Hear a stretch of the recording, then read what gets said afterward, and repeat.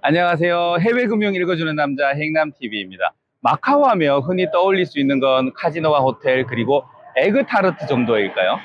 홍콩에서 배로 1시간 거리, 서울 강동에서 감서까지 차로 갈 수 있는 거리 정도 되는데요. 여러분이 잘 모르던 마카오에 대한 또 한 가지 즐길 거리를 소개하려 합니다. 바로 자동차와 모터사이클이 한데 어우러져 결전을 펼치는 이색적인 레이싱. 더 흥미로운 점을 더하자면 레이싱의 서킷이 바로 도심 속 도로라는 것입니다. 듣는 것만으로도 머릿속에 대번 느낌표가 떠오르는 이 흥미로운 그랑프리는 올해로 무려 70주년을 맞이했습니다. 여타의 이벤트처럼 마카오 그랑프리의 시장 역시 작은 아이디어에서 비롯됐는데요. 자동차를 사랑하던 몇몇 젊은이들은 마카오 특유의 구불구불한 도로의 특성을 살려 좀 색다른 경주를 개최하고자 했습니다.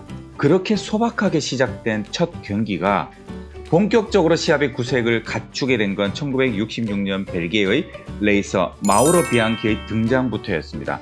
당시 마카오에 막 진출한 르너 자동차 대리점을 연 홍콩의 사업가의 제안으로 진출한 마우로 비앙카가 트랙 한 바퀴 1트랩을 3분 미만의 기록을 주파한 일이 벌어진 겁니다. 이는 속도 경쟁을 점화한 것뿐만 아니라 마카오 그랑프리가 본격적으로 레이싱 경기의 규모를 갖추게 된 계기이기도 했습니다. 속도에 대한 당시와 지금의 기록을 비교해보자면 1954년의 레이서 에디 카르발료의 평균 주행 속도는 시속 79km, 2011년 마카오 그랑프리 우승자인 다니엘 융카델라의 평균 시속은 130.25km입니다. 이후 마카오 그랑프리는 국제기구의 공인을 받는 등 점차 대회로서의 규격을 갖춰가며 성장해왔습니다. 결국 F3 대회로서 지위를 인정받았고 여기에 모터사이클 그랑프리와 월드 투어링카 챔피언십 등의 프로그램이 추가되면서 마카오 그랑프리는 전 세계 모터스포츠 분야에서 매우 독보적인 위치를 점지하게 됐죠. 마카오 그랑프리의 진짜 재미는 구불구불한 좁은 마카오의 일반 도로를 그대로 서킷으로 구성한 기아 서킷에서 비롯됩니다. 아름다운 마카오의 도심을 배경으로 펼쳐지는 레이싱의 장관은 마치 한 편의 영화를 방불케 하죠. 레이싱 기간 동안 마카오 도심 곳곳은 들끓는 자동차 엔진 소리로 가득 채워집니다. 육교를 지나거나 무심코 거리를 지나다 무시무시한 레이싱을 마주할 수 있는 장관이 마카오 반도를 가득 메우게 됩니다. 하지만 제대로 된 레이싱의 명당은 따로 있는 법. 만끽을 위해서는 3가지 스탠드를 기억하는 것이 좋습니다. 그 첫 번째로는 기아 서킷의 가장 악명 높은 코너인 리스보아 밴드에 위치한 리스보아 스탠드. 이곳은 마카오 그랑프리 레이스의 심장부라 할 수도 있는데요.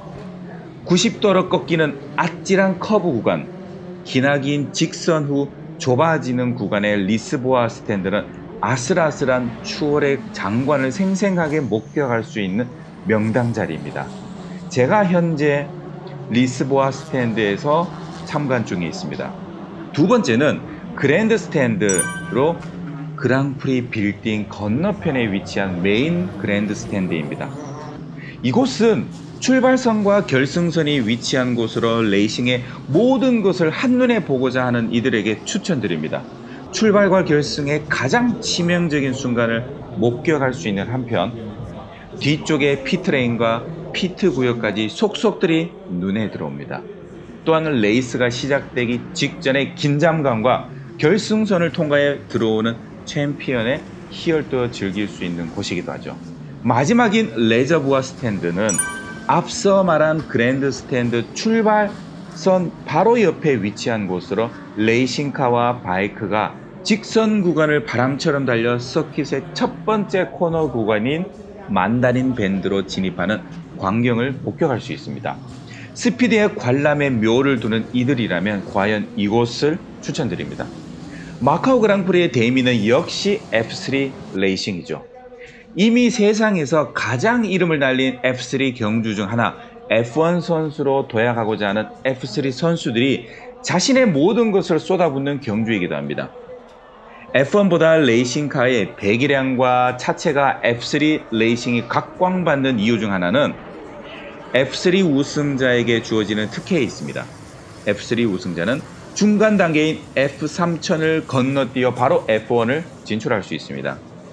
모두가 익히 알고 있는 유명 레이싱 스타인 마이클 슈마허, 데이비드 쿨사드 역시 본 경주에서 트로피를 거머쥔 바 있습니다.